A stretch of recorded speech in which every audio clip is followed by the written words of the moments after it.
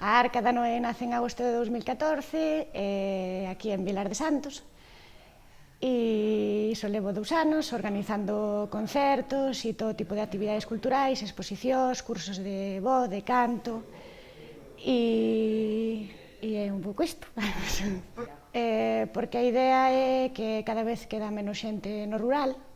e entón queremos intentar que a xente veña para aquí e ter oferta cultural no rural. Porque moitas veces iso, que a xente tende a pensar que a actividade cultural só pode estar nas cidades, e realmente isto é como o proceso contrario, intentar que a xente veña ao rural e que a xente do rural tamén teña esta oferta cultural. Estou aquí porque non quero que morra o rural, e a idea é tamén, este proxecto non só é traer concertos e traer actividades aquí, este proxecto tamén é criar unha rede e poder vender aquí produtos locais, como pode ser o pan da Carmen de Mosqueiro,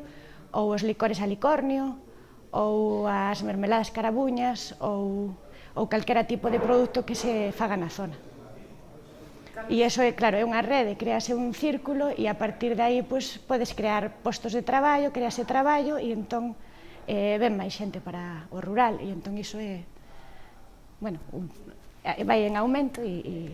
bueno, en xeral, claro, a xente ten unha idea de que, a ver, vivir no rural é complicado e é duro e isto é un traballón e económicamente para o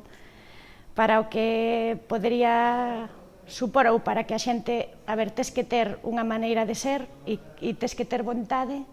de que isto vai ser un proceso duro, porque unha persoa que é moito máis fácil traballar nunha fábrica, é verdade, pero, bueno, o rural ten unhas cousas que a cidade non che dá.